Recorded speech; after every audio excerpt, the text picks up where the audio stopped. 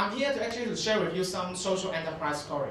The first one is some waste upcycling design. Because in social enterprise challenge, that's more than 3 years. There's this kind of concept win competitions. But I will share with you a non-Hong Kong case. Have you ever been to the States? Anyone have been to the United States? A few. I'm not really sure if TerraCycle is famous to normal citizens or customers and whatever. They want to eliminate the idea of waste, so there should not be any rubbish. Because producer should be having a mind that everything's supposed to be recyclable, or there should not be rubbish. Anyway, they had a lot of things, especially in supermarket, and then they collect them accordingly, and then they make things. For example, this M&M bag you can see, or this with a drink. And everything is from what we think rubbish, but making something really cool. And then this is how they sell it. It's like an eBay on their website. And then they sell everything. It's all recycled. This Lay's, chips, and etc. And this guy, every time, according to the story, I give you 4 things. It's all about social enterprise. It's what kind of problem they're tackling. What is the solution? What is the special feature as a business? And what did they achieve so cool? And who are the founder at the end? Because you might think, I studied communication. If I have the background of that person, I will do that as well. I'll tell you you're wrong. So the problem of TerraCycle is consumerism in US just too much waste produced. And the solution very simple. Upcycle those recyclable materials to make useful stuff. The problem and the solution are very, very simple. In terms of entrepreneurship, we always say ideas are cheap. Execution is king. Everyone could have an idea of Facebook 5 years ago, but only Mark Zuckerberg is able to make it real. Before Google, Yahoo is making a lot of search, but then they suck. And Google takes everything, etc. Or Dell used to make very cool computer, but now you can see what we are using. So ideas is cheap. You don't need to worry if you share idea with others, because it takes a huge commitment and time to execute it in a profitable way to make social problem eliminated. And then the feature is they partner with supermarket, Walmart, Target, etc. And they partner with producer, Lay's, chips, and M&Ms. And they have a particular counter for people who buy M&Ms, finish and bring it back to Walmart. And then they collect it. They leverage designer to make something cool and work with marketer because it's very, very good for the environment and it's cheaper than a normal cheap bag and it's just really cool. So you buy it. And they now operate in 24 countries. 24 means that half of the Asia are working with them. Or actually they start with North America and South America and Europeans. You might think, okay, this is too far for me. I'll tell you who is the founder. Founder is called Tom Zicki. He founded it in 2001 when he was 21. He was a freshman in Princeton. And after his idea, he dropped out from Princeton. He doesn't want to study. So whatever his major doesn't really matter because he doesn't finish university. And he's making millions. Wow. Who is actually a freshman here? Can you raise your hand if you're year 1? Just so few? Okay.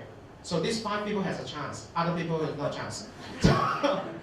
But if you think, okay, because this guy is from Princeton and I am from whatever university, I will tell you you're totally wrong. Because this guy doesn't really finish any university. Doesn't really matter. And anyway, he has a lot of story. If you just Google TerraCycle, T-E-R-R-Y, cycle, or this Tom, or you can take a picture. And then you want to know more, there's so many things. And he is being featured in Forbes magazine, the 30 people under 30 years old, the top entrepreneurs in America. Really, really, really cool. I'll tell you more social entrepreneurial stories, but before that, I'll tell you more relevant things.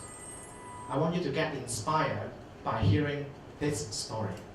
It's actually mine, because I think when I found ICE, it's like my social enterprise, to win the competition, I was in 2009, and I'll just quickly give you 3 steps you can totally follow to win and get the 300,000.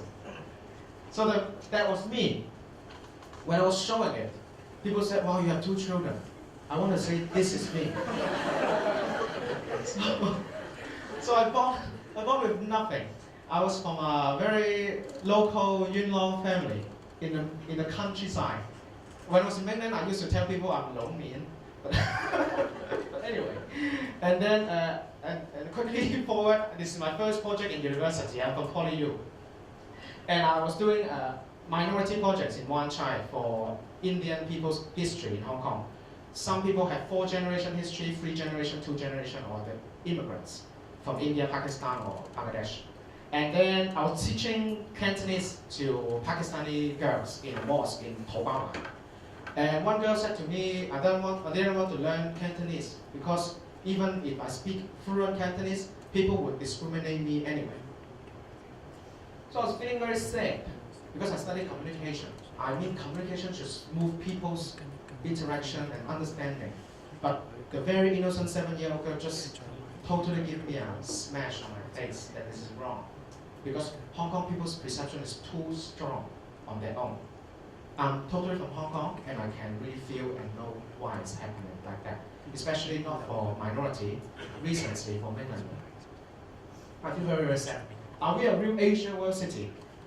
I honestly say no, in terms of mentality. But in terms of our university environment, we are totally capable to be global. But are we ready? So I have a doubt. This is where I start with a problem. That I want to open mind for Hong Kong secondary school student. But that's what I do before I find anything. I work in a very good enterprise. And I was in the management trainee position, so I learned a lot. It wasn't in Hong Kong, it wasn't in US, it was in India. The first station I need to say is India. So I totally feel what a minority is about. Because I have 2,999 Indian friends and there's one Chinese.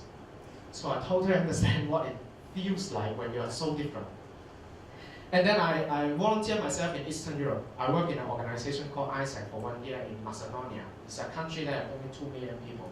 And I know that how to empower young people, and I know this is my passion. And then I also do a lot of trainings in Ukraine, in Romania, Bulgaria, Germany, Austria. So I feel I'm ready, and then I come back to Hong Kong. When I go back to Hong Kong, I take part in Social Enterprise Challenge and I win the championship. This is how I start. At that time, I had only less than 100,000 as a prize. Because now it's inflation, or whatever favor to you, is 3 times more. So if you really want to join, you can hire me as an advisor and just give me 10%. I'm joking, you should give me 20. And anyway, I win the championship and that's how I start. And then there's always newspaper for you because the organizer is so good at PR. I was interviewed in 20 medias, TVB, ATV, cable TV, radio, commercial channels, and RTHK, etc. But I wasn't feel very much ready because inside I know that there's so many things to handle. And also, this is on magazine. It's about how we do intercultural education, and you can help with that. Okay. And then this is also another work for us to spread social innovation. We bring people to California to know about social innovation, etc.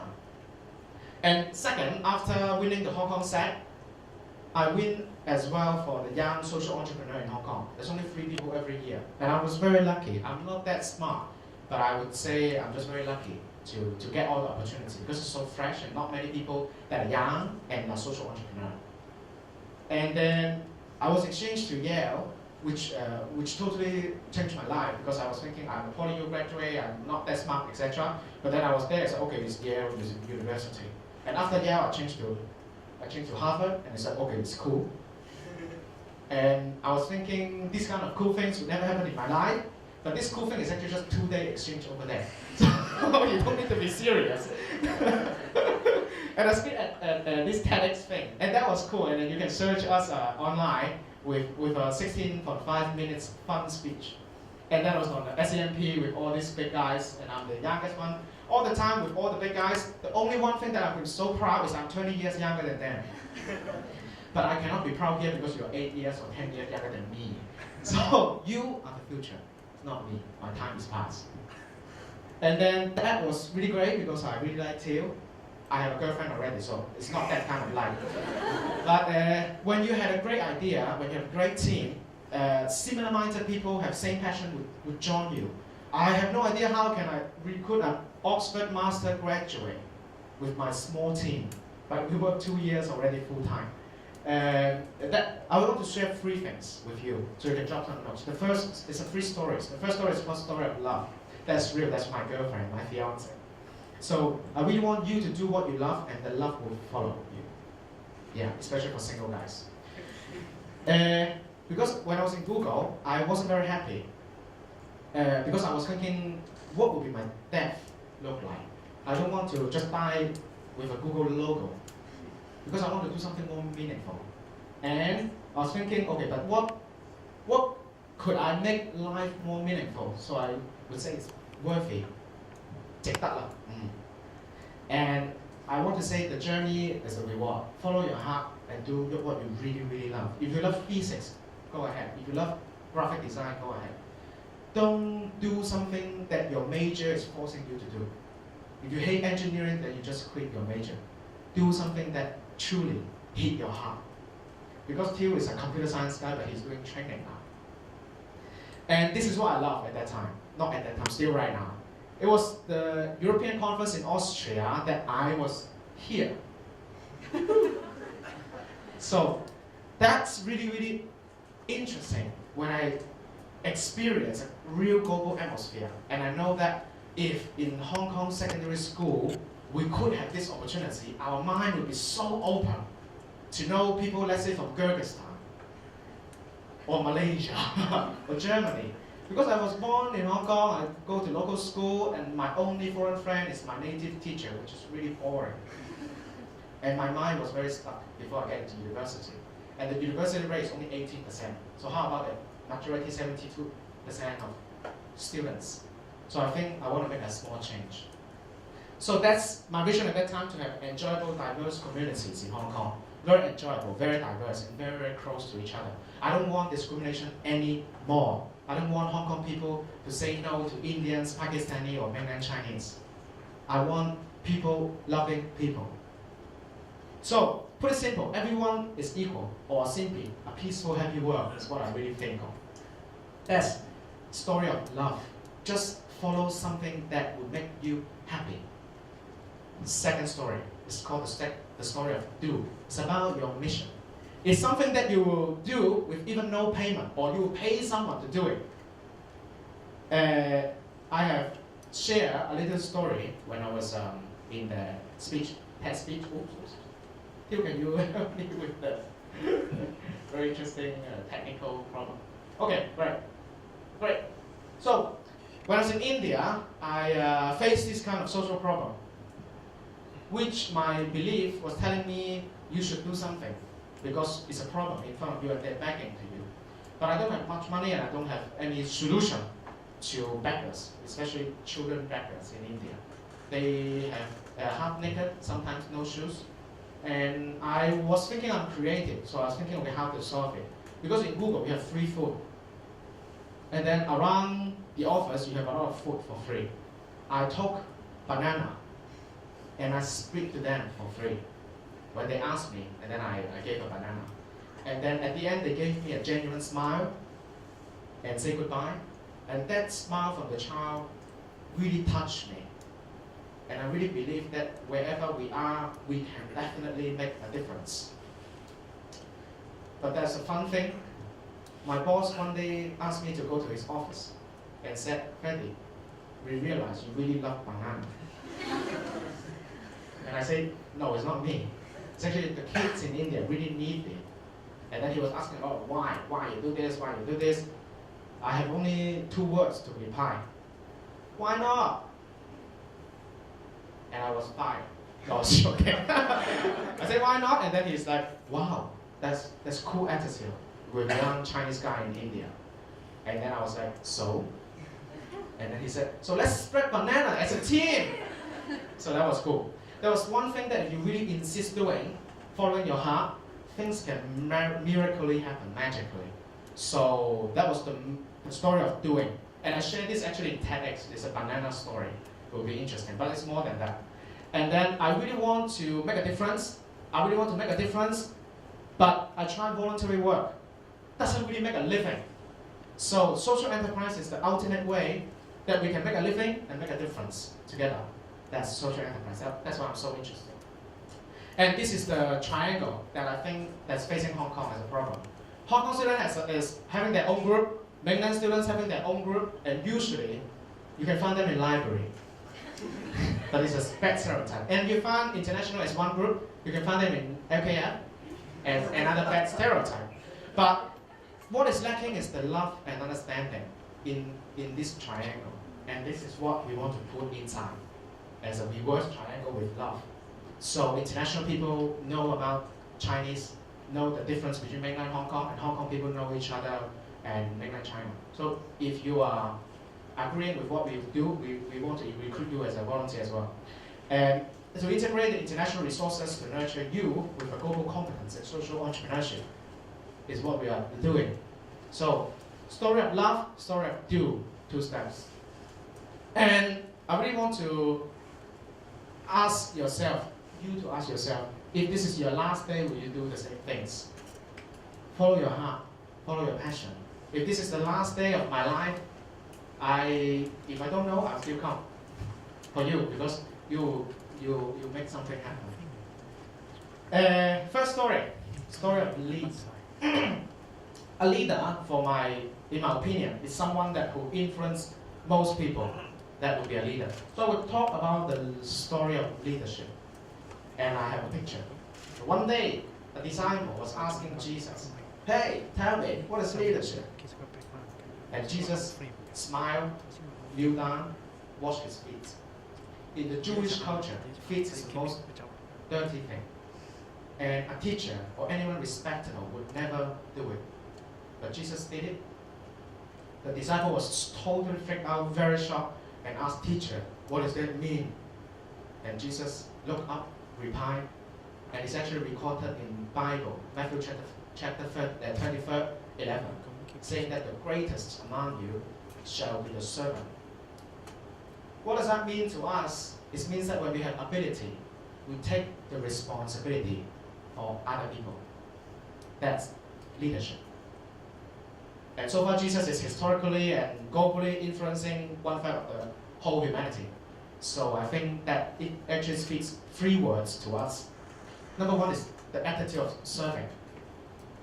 Second one is about action. He doesn't reply with theory, saying that leadership is 1, 2, 3, 4, 5, and you do it and you're a great leader. No, he demonstrates. Number 3 is really about leading a movement. So if you have a vision, doing what you love, if you have a mission, really doing it, at the end you need to lead a team together to do it.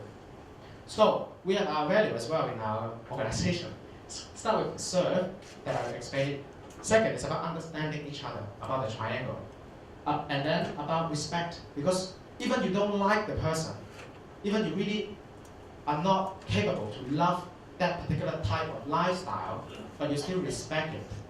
There's nothing wrong and no judgment. And then at the end you make friends. SURF is the value that we have. We have a saying, serve, saying that you can't stop the wave of globalization, but you can learn how to surf on the wave. This is what we are trying to do. So serve is ICE, it's our organization's value. Now is the Q&A time after listening to story of love, story of do, story of lead. I was born very, very similar background than you. If I can do it, you can definitely do it. So now look at your partner just next to you and say to him or her, say, "You can do it too." So since you're not that confident or you are not that believe, so I would let you tell your partner, saying that you will win the competition too.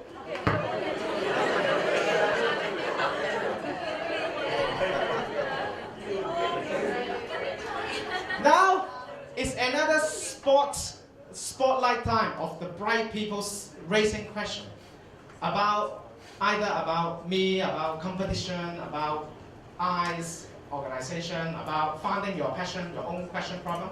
Phil, can you prepare the mic or Jamie? Yeah, great. Yeah, any questions? Yeah, great. Introduce yourself first. My name is Jennifer. I study education in Hong Kong Institute of Education. I have a question about your recycling project because some of my friends say. Not mine, but Oh, sorry, not yours. Sorry, the project you mentioned. I have some friends. They had a similar project before. They recycle the old jeans, like the shirts or the jeans, and then they redesign it to make it like pencil box or phone case. But their project failed because there's a lot of money devoted to the program, and they could not run the business anymore. So I'd like to know about your project. How did they think? Anyone study marketing here? Marketing, I won't let you answer the question, but I would just say your friends have serious marketing problem. Yeah, let's say you make jeans, it's something that you sweat on, and you wash it carefully, while people, do they trust your hygienes, and you make it like a pencil case, etc. I'm not saying it's a bad idea, it's actually very good and happening in the States very well. But do they have a brand? And how do they market it to what kind of people? I think you definitely need your friends or your team, if you have similar idea, go to Hong Kong Social Enterprise Challenge workshop about business idea, business model making. I mean, this is a huge business decisions inside the features as an enterprise. So if I answer you, I need 2 hours. But I will just tell you, it's failing because of the business model. There's nothing wrong with the idea. Yeah. Similar idea works in Mexico very well. Other question? Anyone? It's the time for you to outstand. Even question for yourself. Yeah, over there. Introduce yourself first. Hi, my name is Iris. I'm from Baptist University. I study physics. The question in my mind is, when do you feel you're prepared for setting up your own enterprise? Great. This is actually a question that I asked an advisor to Li Ka-shing. You know Li Ka-shing is the wealthiest man in Asia. He has advisors as well. He's actually a Taiwanese guy owning a huge media empire.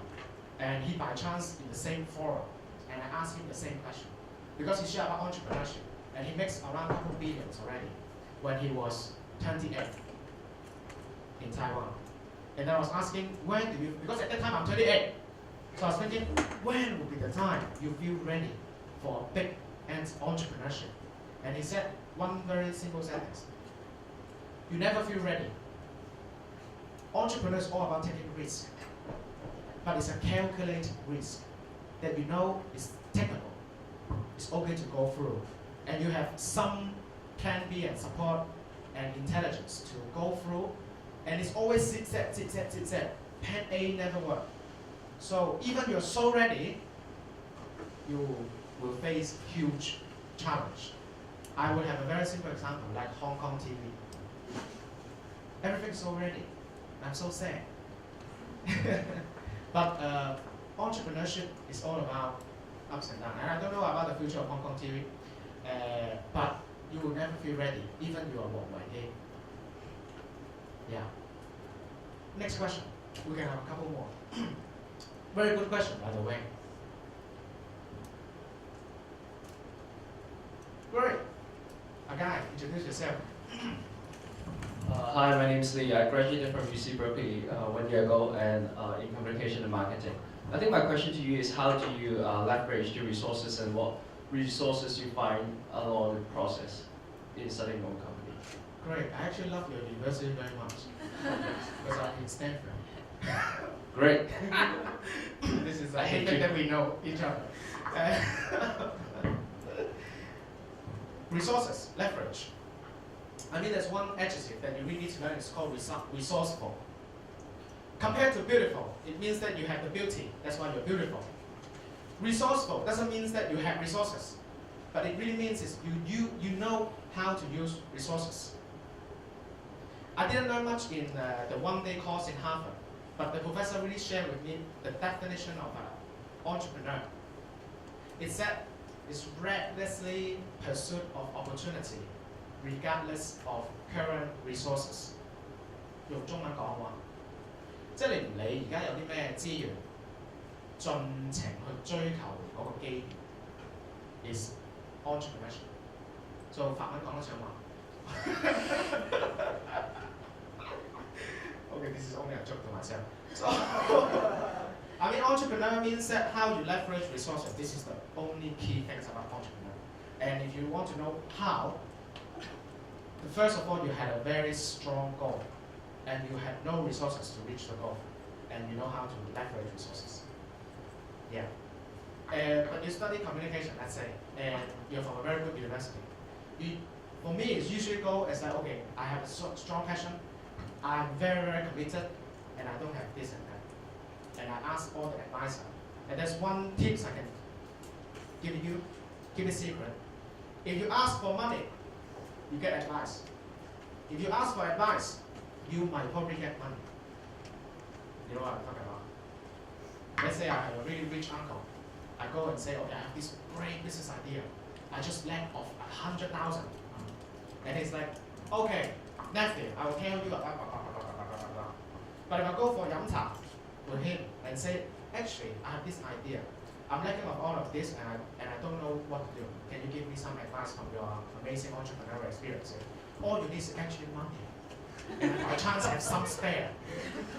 Yeah, so it's all about the attitude and the strong goal. That people can definitely sense it because they were human for so long and they are always so entrepreneurial. And yeah, communication, we should go communicate out. Last question. We can talk in lunchtime. We have a lot to share. Yeah. Thanks. Last question before lunchtime.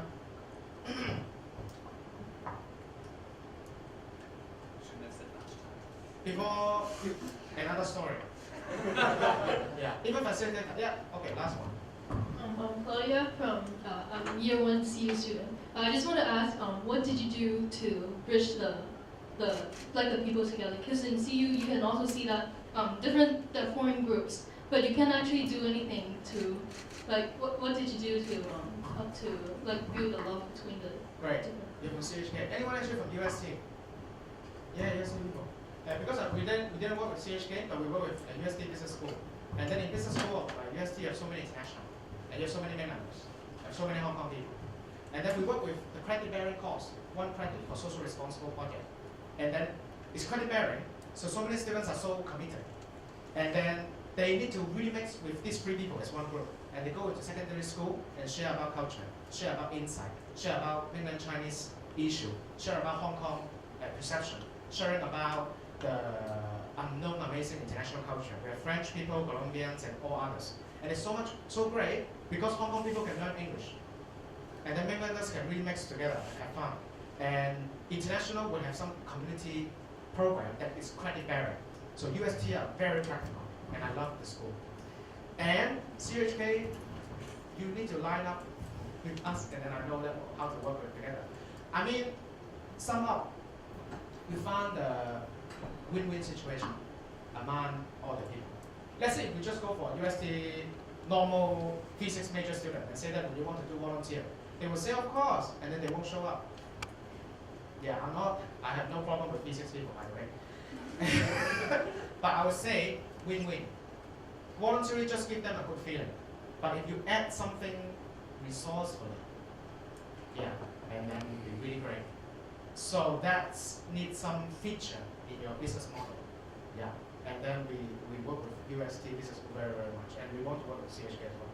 So my time is up and then lunchtime is coming. But I'll tell you another amazing social enterprise story in 2 minutes.